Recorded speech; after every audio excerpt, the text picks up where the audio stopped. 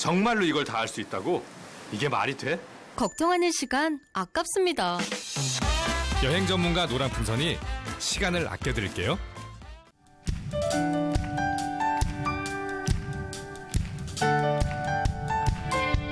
네, 우리 가운데 부으실 그 주님의 은혜를 갈망하며 우리 함께 힘있게 고백합시다.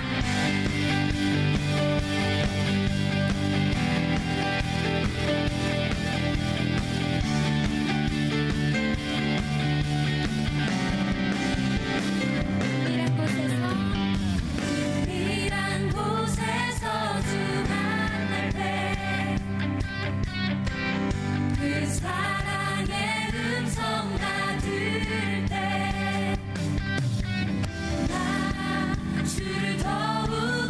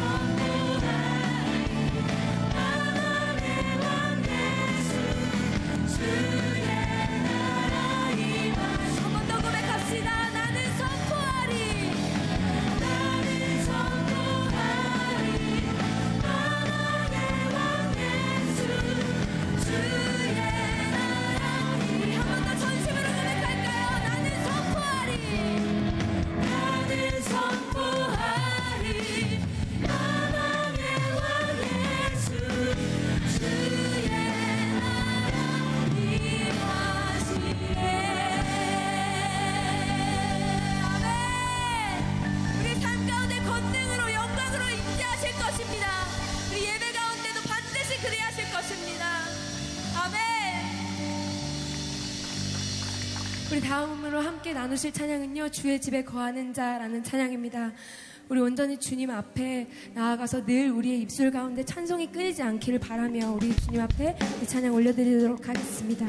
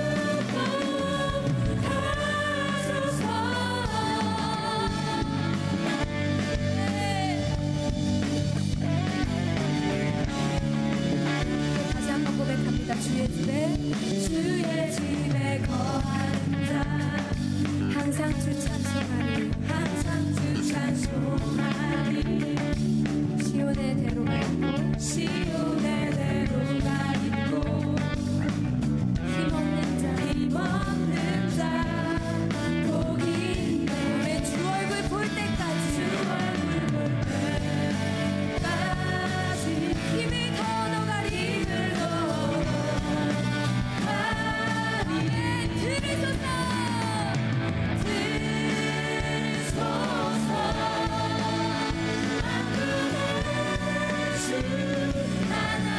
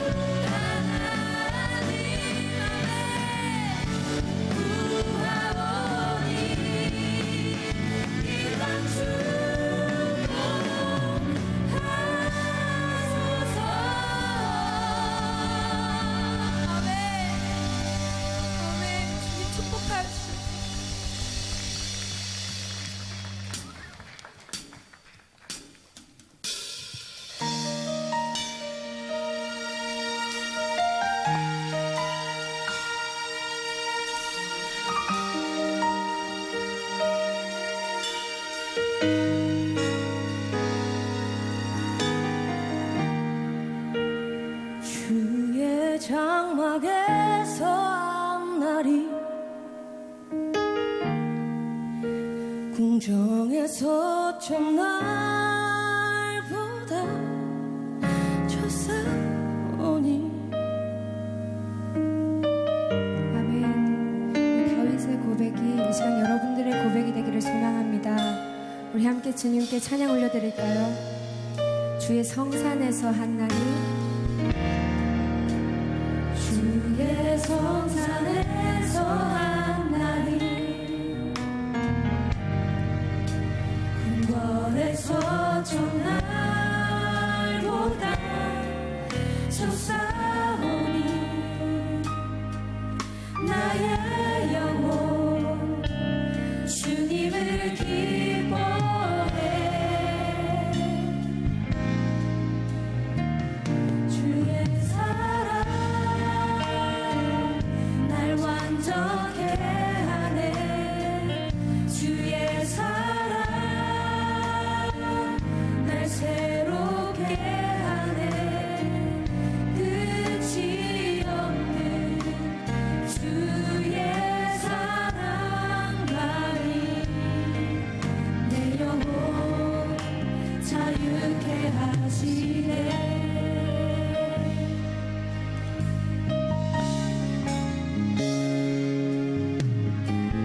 우리 한 번 더 고백합니다. 주의 성산에서 한 날이, 주의 성산에서 한 날이 그 화려한 궁궐보다 주님 좋습니다. 궁궐에서 첫날보다 좋사오니.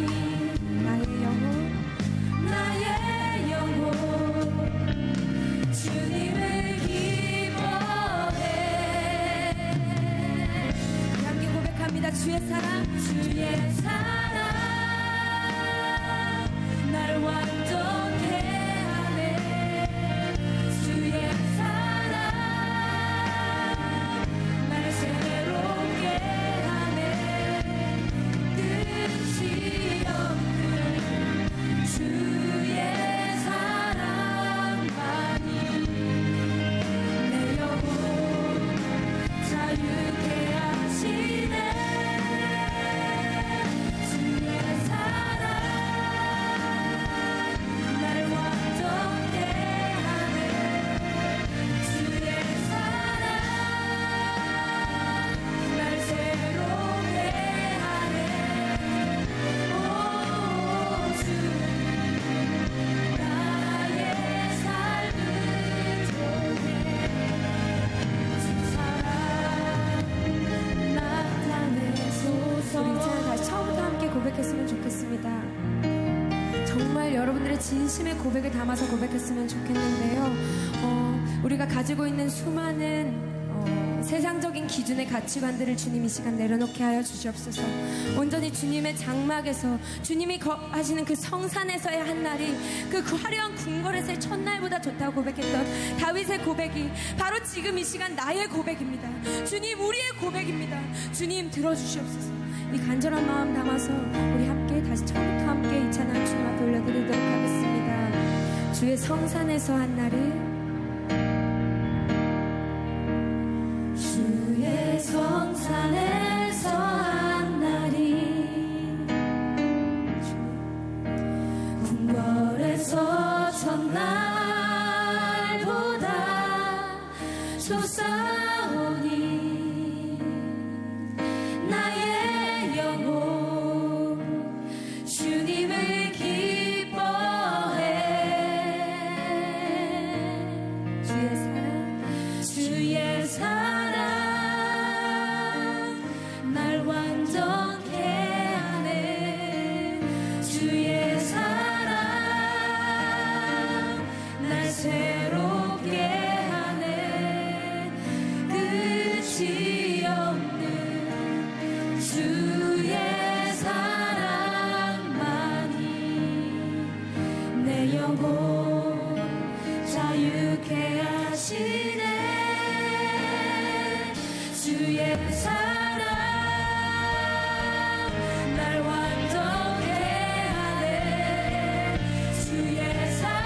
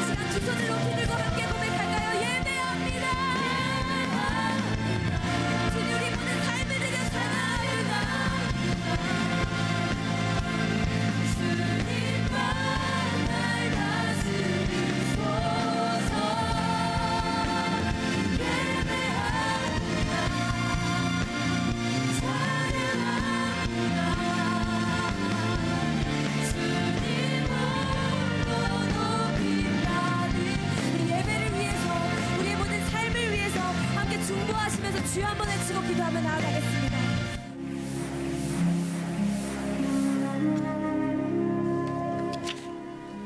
오늘의 말씀은 느헤미야 6장 1절에서 2절 말씀입니다.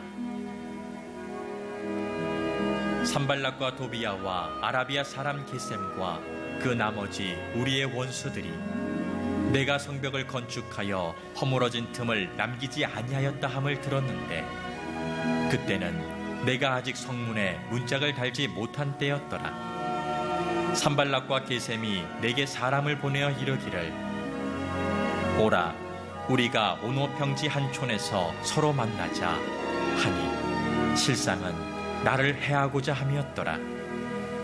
아멘. 현대사의 참 아픈 역사, 미국의 9.11 테러가 일어난 날입니다.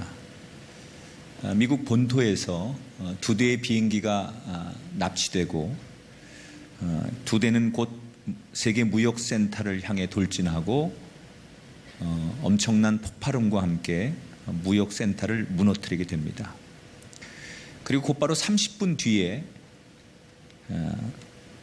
또 한 대의 비행기가 미국 국방부 건물 펜타곤을 향해서 돌진을 했습니다. 그리고 다시 30분 뒤 긴급 속보가 또 하나 뜨기 시작했는데 한 대의 비행기가 추락을 했다는 소식입니다. 그런데 이 비행기가 추락한 곳은 뜻밖에도 한적한 시골의 한 평야 지대에 비행기가 추락을 합니다. 어떻게 된 건지 나중에 블랙박스를 수거해서 분석한 결과 내용은 이런 거였습니다. 사실 이 비행기는 테러범들에 의해서 납치가 되었고 원래 계획은 백악관이나 국회의사당을 공격하기 위해서 준비된 비행기였습니다. 테러범들이 조종사들을 죽이고 승객들을 위협하면서 국회의사당 내지는 백악관을 향해 돌진하려고 합니다. 그런데 납치가 된 지 15분 지났을 때 위협을 당하던 승객들 중에 몇몇이 이대로는 안 되겠다라고 생각을 하고 죽음을 각오하고 그 납치범들에게 반란을 일으키게 되죠. 그리고 옥신각신하다가 15분 만에 테러범들을 제압을 합니다. 그리고 여기에 그치지 않고 조종실까지 들어가서 조종석에 있는 이 테러범들을 제압하려고 치열하게 다투게 되죠. 그리고 거의 조종석을 이제 다시 탈환하기 바로 직전에 이 테러범들이 자기들이 힘없이 이제 다시 이 비행기를 뺏길 것 같으니까 흥분을 하면서 이 비행기를 그냥 곧바로 추락을 시켜버립니다. 그래서 비행기 안에 있던 44명의 승객들 모두가 숨을 거두게 됩니다. 사실은 굉장히 급박하고 또 생명을 담보한 테러범들의 위협과 참 어려운 그런 상황이었지만 그런 위협과 생명에도 굴하지 않고 저항했던 그들의 이야기는 미국 사람들과 전 세계인들의 심금을 울리기에 충분했습니다. 얼마 지나지 않아서 이분들의 사실적인 이야기를 가지고 영화를 하나 만들었습니다. 그게 플라이트 93이라고 하는 2006년도에 개봉했던 영화입니다. 역사를 보면 큰 일을 감당했던 사람들, 역사적인 위인들, 이런 사람들의 공통점을 하나 발견할 수 있는데 그것은 자기에게 닥친 위협, 어려움 이런 것에 굴하지 않고 그것을 향해 저항하려고 했던 사람들이 역사의 주인공으로 위인으로 쓰게 되더라는 겁니다. 사실 예수 믿는 우리들에게도 세상에 살다 보면 수많은 현실의 위협과 유혹들이 놓이게 됩니다. 그런 세상의 위협 또는 유혹들 앞에 그리스도인들이 어떻게 당당하게 살 수 있을까? 오늘 느헤미야 6장 1절부터 14절의 내용을 통해서 우리가 그리스도인으로서 하나님의 자녀로서 세상 앞에 당당할 수 있는 삶의 원칙은 어디 있을까? 지금 6장까지 보면서 느헤미야의 인생은 참 많은 어려움들을 이겨냈습니다. 우선 그를 시기하고 그가 하려고 하는 사역을 반대하는 그런 사람들의 어떤 반대 여론 이런 것들을 무마하고 또 내부적으로 혼란스러운 하나가 되지 못했던 유대인들을 하나 되게 하고 또 때로는 그들의 경제적인 고통, 가족들의 위기 이런 것 또한 느헤미야는 지혜롭게 잘 위기를 넘겨가면서 해결을 하나하나 해갑니다. 그리고 정말로 우직하게 하나님 앞에 부여받은 성곽 공사를 잘 진행을 합니다. 그리고 이제 아마 공정률로 따지면 한 95% 거의 계획했던 설계대로 성벽 재건하는 일을 잘 공사를 마무리 단계까지 오게 되죠. 이제 마지막으로 오늘 성경에 보니까 성벽과 성벽 사이에 문만 달면 이제 모든 공사가 마무리될 만큼 성벽 공사가 잘 진행이 됐습니다. 그런데 이 소식을 계속 지켜보고 있던 산발랏과 도비아라고 하는 그 지역의 아주 오래된 터줏대감 같은 사람들이 이 느헤미야를 계속 주목하면서 어떻게 하든지 느헤미야가 성벽 짓는 걸 반대하고 때로는 위협하고 뭐 여러 가지 방해 공작을 펼쳤는데 느헤미야가 그런 걸 잘 이기고 여기까지 왔거든요. 그런데 이제 거의 성벽이 완성되는 걸 보면서 이 산발랏과 도비아 일행이 정말 저렇게 해서 성벽이 완공되면 우리가 저 느헤미야를 정말 상대할 수 없을지도 모른다라는 두려움 때문에 마지막으로 이 산발랏과 도비아가 느헤미야의 성벽을 짓는 것을 방해하기 위해서 음모를 꾸미게 되죠. 그래서 사람들을 시켜서 4번이나 사람들을 시켜서 이 산발랏과 도비아가 느헤미야에게 뭐라고 제안을 하느냐, 우리가 도와줄 테니까 이 지역을 너무 잘 알고 있는 우리가 토백인데 우리가 유지인데 네 성벽 공사 마무리를 도와줄 테니까 만나자. 근데 느헤미야는 굉장히 성경에 보면 순진한 사람이에요. 이 산발랏과 도비아한테 그렇게 당해놓고도 그들이 만나자는 의도가 정말로 자기를 도와주려고 하는 줄 알고 고마움을 느낍니다. 그런데 사실 산발랏과 도비아는 도와줄 생각이 전혀 없어요. 한적한 곳에 만나자고 제안을 해서 그를 끌어낸 다음에 사실은 죽이려고 계획을 하지요. 그걸 모르고 느헤미야는 정말로 저 사람들이 나를 도와주려고 자기들의 잘못을 인정하고 나를 어떻게든지 이렇게 좀 세워주려고 하는구나 라고 순수한 마음으로 그들을 믿지요. 그런데 이 느헤미야가 결국 가지 않아요. 왜? 그는 언제나 뭔가를 결정할 때 기도하거든요. 지금 자기를 도와주겠다라고 하는 그 지역의 토박이들, 자기는 어떻게 보면 멀리서 온 사람이에요. 이 지역에 살지 않다가 지금 총독으로 왔지만 페르시아 왕으로부터 총독으로 여기에 부여받아서 왔지만 자기는 어떻게 보면 객이거든요. 여기에 원래 살던 이 터줏대감들 같은 이 사람들한테 미운 털이 박히고 이 사람들의 도움이 없이는 앞으로도 성벽을 재건한 이후에도 살아가는 일이 참 어려울 거예요. 그래서 그들의 그 기득권을 가진 사람들의 도와주겠다라고 하는 말을 거절하면 느헤미야가 어떻게 보면 관계를 잘 못하는 지도자답지 않은 사람이고 또 그 사람들을 못 믿어서 안 나가겠다고 하면 뭐 너무 의심이 많은 그런 어떻게 보면 지도자로서의 자격론 이런 거에 시비를 걸 수가 있는데 느헤미야는 믿지요. 그냥 이 사람들이 자기를 도와줄 것을 믿어요. 그런데 기도해 보니까 지금은 내가 한가하게 사람들을 만나서 도움을 구하는 것보다는 하나님이 내게 주신 이 성벽이 아직도 다 완성이 안 됐는데 이거 다 해놓고 만나도 늦지 않겠다 생각해서 4번씩이나 사람들을 보내서 만나자는 제안을 거절합니다. 상대의 의도를 알고 거절하는 게 아니라 지금 하나님 앞에 내가 맡은 이 일을 다 마무리하고 만나자 해서 연기를 하는 거예요. 그런데 산발랏과 도비아 입장에서는 사실 이 타이밍에 만나서 죽여야 되는데 이 느헤미야가 지금 내가 하나님의 일을 하는 게 너무 급하니까 하나님 일을 마무리하고 그때 찾아뵙겠습니다라고 자꾸 연장을 하는 바람에 느헤미야를 결국 죽일 기회를 놓치게 되는 거예요. 여러분, 여기서 느헤미야가 하나님께 은혜를 입었다라고 하는 게 뭡니까? 어떻게 하면 유력한 사람과 좋은 관계를 맺고 사람의 도움을 받을까? 이 관심보다는 하나님과 나와의 약속을 지키려고 선택했다는 거예요. 만약에 느헤미야가 하나님과의 약속을 지킨 것을 조금 소홀히 하면서 내가 어차피 성을 짓는데 사람들의 도움, 더군다나 이 지역의 유력한 유지들, 그리고 힘 있는 사람들, 여론을 조성하는 사람들, 사람을 움직일 수 있는 저런 사람들과 친해져서 저런 사람들의 도움을 통해서 하나님의 일을 완수하는 게 좋을 거야 라고 인간적인 생각과 판단을 해서 그 사람들을 만났다면 느헤미야는 정말 죽었을지도 몰라요. 그들을 의심해서가 아니라 느헤미야가 안 간 것은 하나님과 약속한 이 일정을 마무리하고 만나도 늦지 않겠다.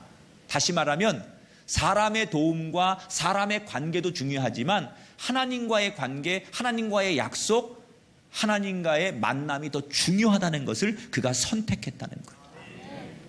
여러분, 우리가 만약에 두 가지 중에 한 가지를 선택해야 한다면 하나님이 내게 주신 사명을 따라가는 사람은 어떤 이유든 간에 하나님께서 그 사명을 이룰 때까지 그를 지켜주실 겁니다. 인간적인 자리, 사람들의 여론 이런 거 연연하지 않고 하나님이 내게 주신 사명, 내게 주신 소명, 그것을 향해 가는 사람은 죽을 고비에서도 위험 속에서도 하나님이 그의 인생을 회복하게 하시고 강건하게 하실 줄 믿습니다. 자, 이렇게 이 산발랏 일당이 느헤미야를 어떻게 하든지 유혹해서 죽이려고까지 계획을 했지만 그것도 뜻대로 되지 않으니까 다시 한번 또 한 번의 히든 카드를 내밀지요. 이번에는 느헤미야에게 직접 편지를 보냅니다. 서신을 하나 보내요. 5절에 보니까 산발랏이 그 종자의 손에 봉하지 않은 편지를 들려 내게 보냈다 이렇게 나오죠. 산발랏이 느헤미야에게 편지를 보냈는데 그 편지의 내용이 뭐냐면 이런 겁니다. 지금 바깥에서 느헤미야 당신에 대한 소문이 안 좋게 떠들고 있습니다. 어떤 소문이 났냐면 당신이 지금 그렇게 열심히 유대인들을 동원해서 완성하려고 하는 그 성벽 건축이 결국 왕을 위해서가 아니라 당신의 미래와 당신의 출세를 위해서 이 성을 급하게 짓는다는 소문이 돌고 있다.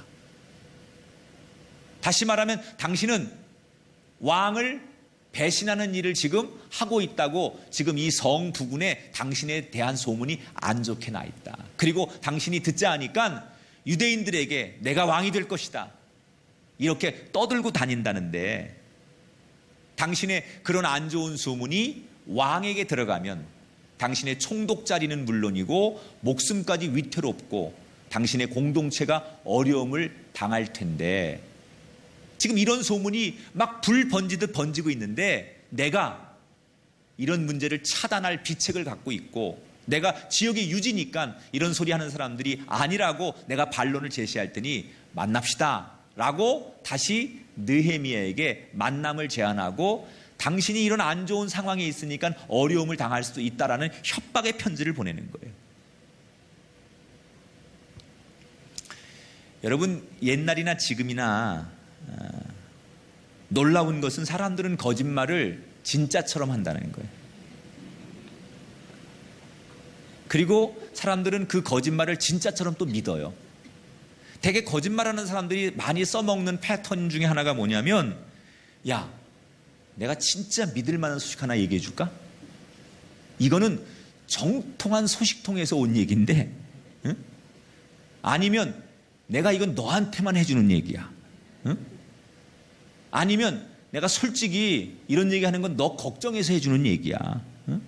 그리고 이런 식으로 사람들에게 거짓말을 아주 진짜처럼 믿게 해서 수없이 그런 얘기를 전하죠.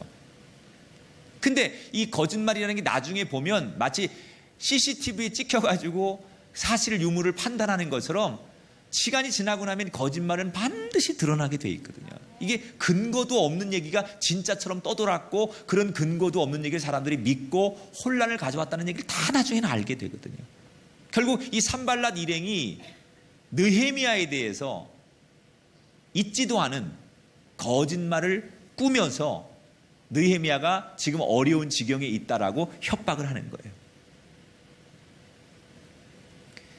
자, 이 느헤미야가 이 편지를 받아서 여러분 같으면 어떻게 하시겠어요? 나에 대해서 안 좋은 소문이 막 지금 돌고 있대, 교회 안에서.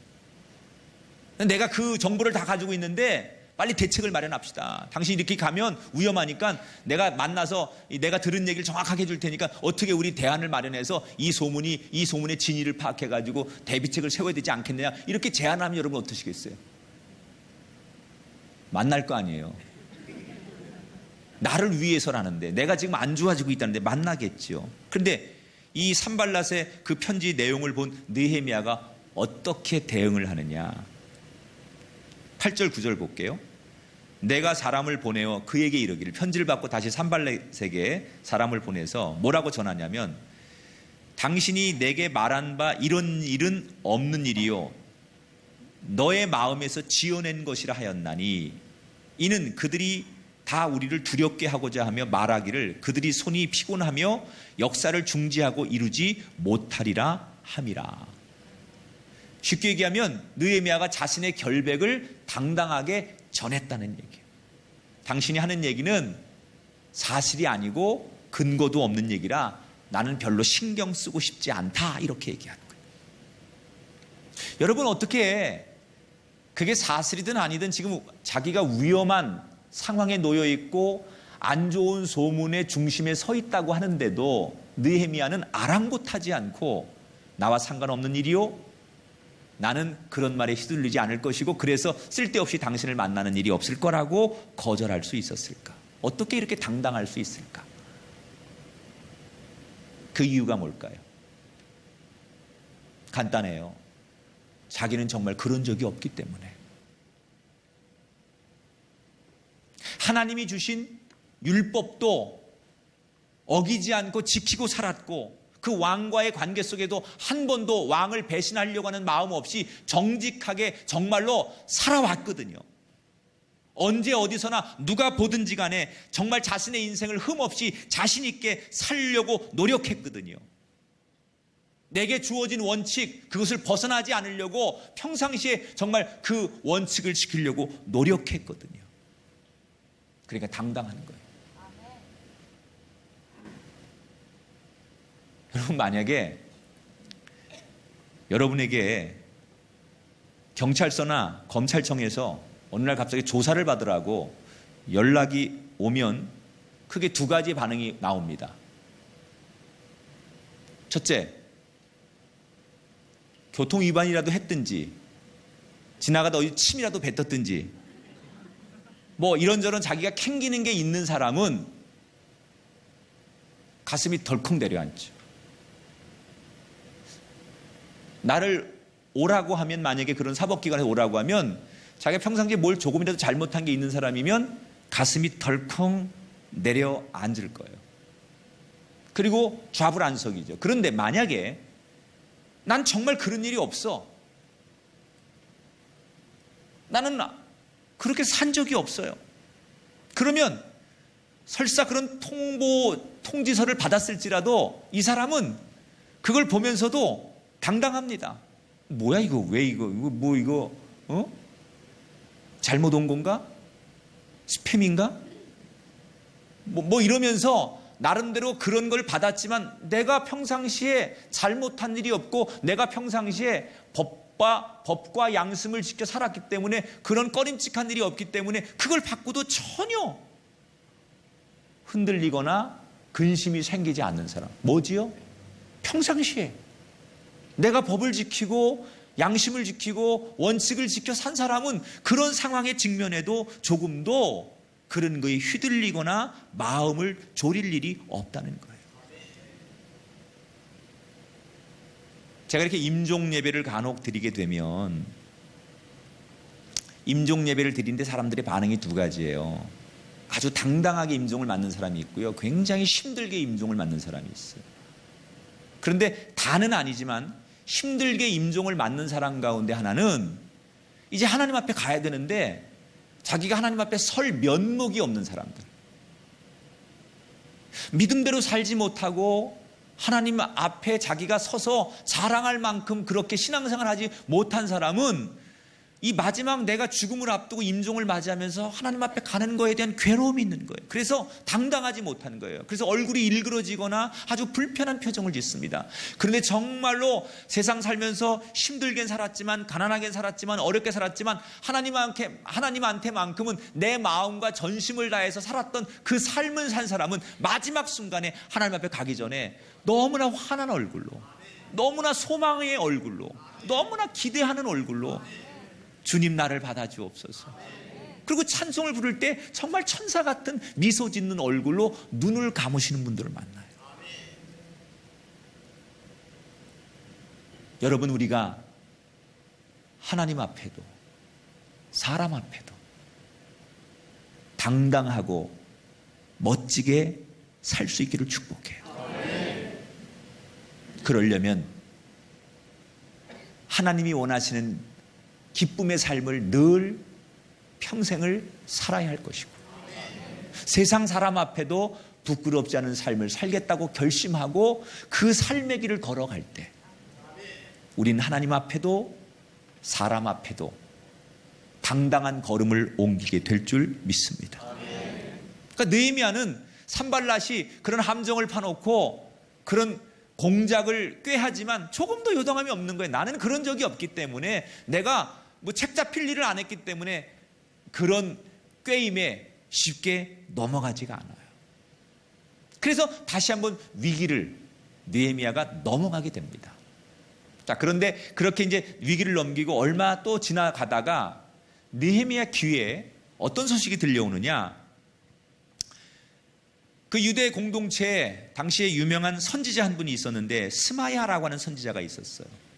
근데 이 선지자가 며칠째 드문 불출이고 들어보니 굉장히 몸이 아파서 뭐가 근심이 있어가지고 집 밖을 나오지 않고 선지자가 집 안에만 있다는 소식을 느헤미야가 듣게 돼요. 워낙 신앙적이고 또 하나님의 사람이었던 느헤미야는 선지자를 워낙 존경하고 또 선지자의 말에 늘 순종하려고 했던 사람이었기 때문에 선지자가 아프고 선지자가 무슨 일이 있다고 하니까 선지자를 먼저 찾아갑니다. 느헤미야가. 아니 무슨 일이 있길래 얼마나 아프길래 이렇게 집에서 꼼짝도 안 하고 드문불출하십니까? 그래서 안부를 물려고 느헤미야가 이 선지자 스마야라는 선지자 집에 찾아가게 되는 거예요. 그 인사를 하고 안부를 묻고 그 스마야라는 선지자가 찾아온 느헤미야에게 뜬구름없이 무슨 얘기를 하느냐? 내가 당신을 위해 기도하다가 하나님으로부터 음성을 들었다는 거예요. 소위 하나님의 계시가 왔다는 거예요. 그래서 뭐라고 얘기를 해주느냐? 6장 10절에 스마야라는 선지자가 느헤미야를 위해서 이렇게 얘기를 해줘요. 예언을 하는데 같이 읽어볼까요? 그가 이르기를 그들이 너를 죽이러 올 터이니 우리가 하나님의 전으로 가서 외소 안에 머물고 그 문을 닫자. 저들이 반드시 밤에 와서 너를 죽이리라 하기로. 자, 무슨 얘기냐면 당신을 늘 괴롭히려고 죽이려고 했던 산발랏 일당이 당신을 죽이러 온다고 하나님께서 나에게 미리 가르쳐 주셨습니다.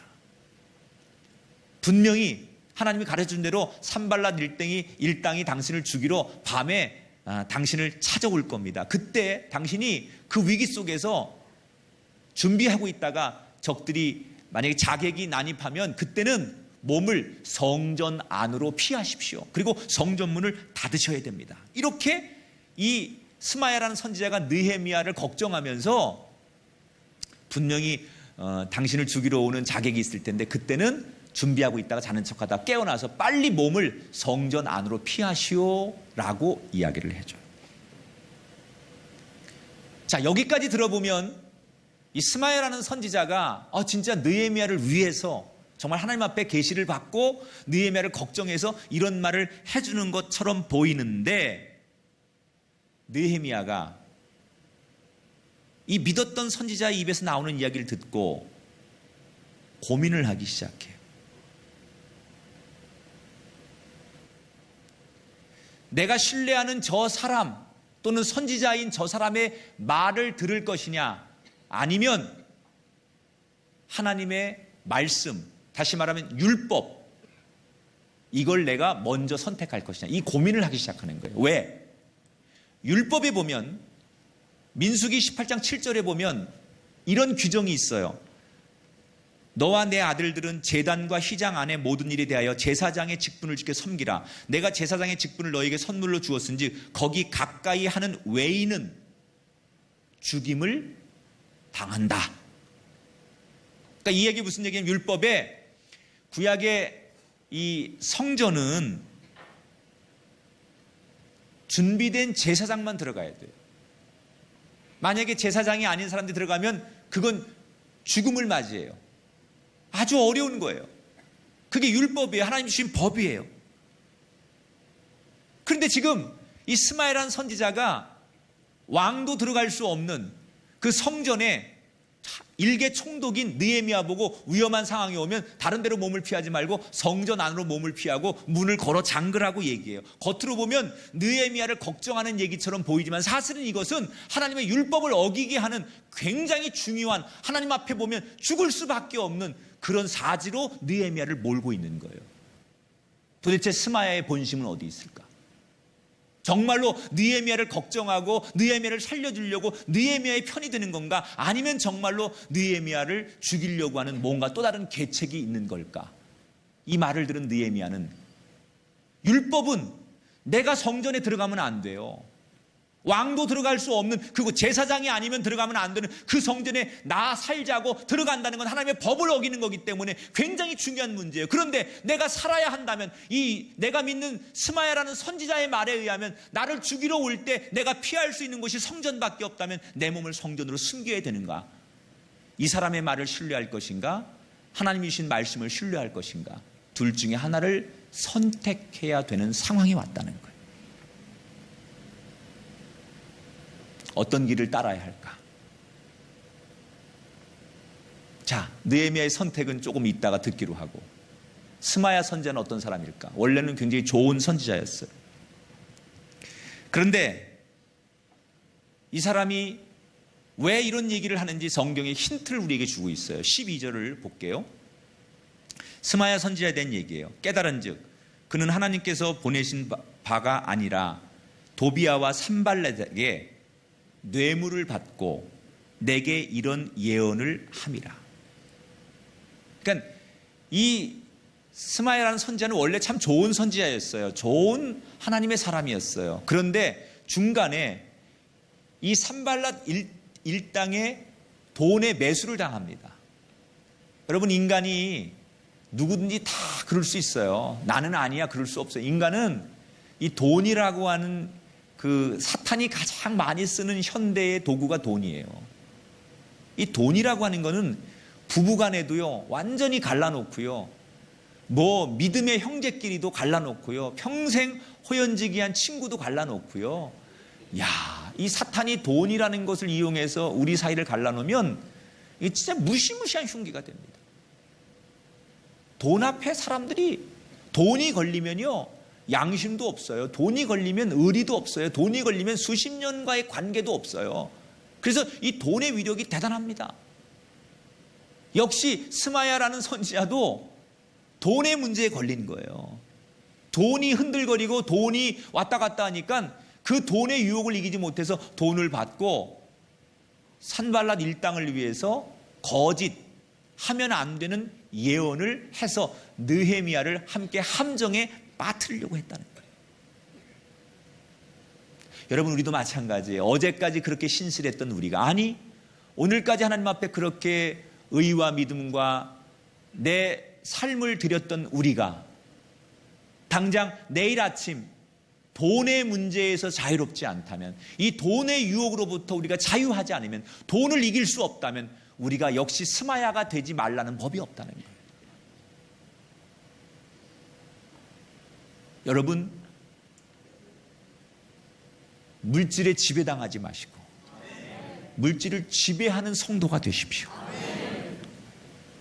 돈에 붙들리지 말고 돈보다 더 능력 있는 말씀에 붙잡히시기를 주님의 이름으로 축원합니다. 돈에 붙들리면 그 한 푼이라도 손해를 안 보려고, 한 푼이라도 더 벌려고, 돈 때문에 돈의 위력 앞에 나는 결국 노예가 되어서 돈의 위력 앞에 끌려다녀요. 그래서 돈이 하라면 거짓말도 하고, 돈이 하라고 하면 하지 말아야 될 짓도 하고, 돈이 하라고 하면 하지 말아야 될 말도 하고, 돈의 노예가 돼요. 스마야는 하나님의 말씀에 붙잡힌 게 아니라 돈에 붙들리게 돼요. 그런데 이제 느헤미야 차례예요.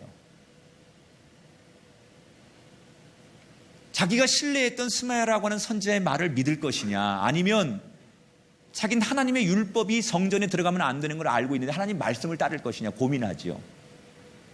그리고 뭘 선택해요? 내가 죽으면 죽으리라. 어떻게 죽으리라? 성전에 들어가서 죽으리라. 그게 아니라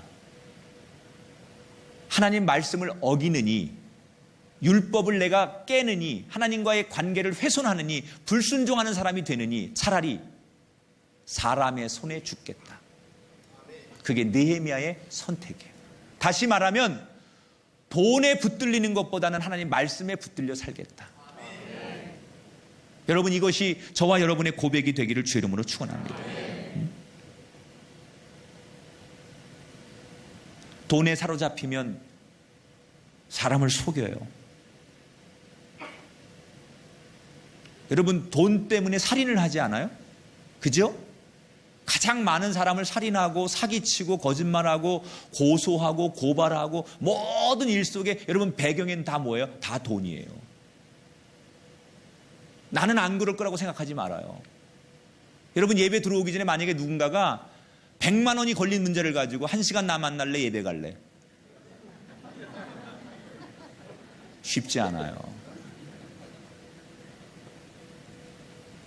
만약에 내가 설교 들어오기 전에 30분 누가 와서 목사님 100만 원 받으실래? 설교할래? 난 설교하지. 내가 담임 목사인데. 다 누구든지 그런 유혹에 우리가 노출되어 있다는 거예요. 여러분, 누군가가 나를 지배하고 붙들어야 한다면, 누군가의 영향 아래 있어야 한다면 우리는 말씀에 붙들려야 하고, 말씀의 그늘 안에 있어야 하고, 말씀으로 창조된 나이기 때문에 말씀과 함께 걷는 인생이 되어야 할 줄 믿습니다.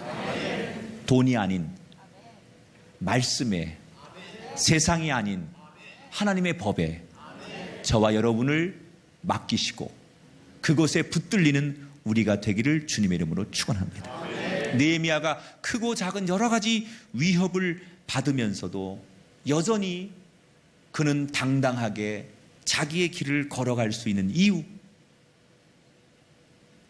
어제나 오늘이나 내일이나 동일하게 사는 거예요. 누가 보든 보지 않든 하나님 앞에 동일하게 살아가는 그의 삶이 사람 앞에 여전히 당당할 수 있었고, 만약에 세상의 돈, 세상의 물질, 세상의 권력 앞에 무릎 꿇느니 나는 여전히 어제나 오늘이나 내일도 하나님 말씀에 무릎 꿇겠다라고 하는 그의 신앙의 선택이 그를 여전히 당당하게 만들었던 것처럼 예수 믿는 저와 여러분이 하나님의 백성답게 어제나 오늘이나 내일도 당당할 수 있도록 느헤미야의 선택을 따라가는 그런 결단이 저와 여러분에게 우리의 공동체 속에 있게 되시기를 주님의 이름으로 축원합니다.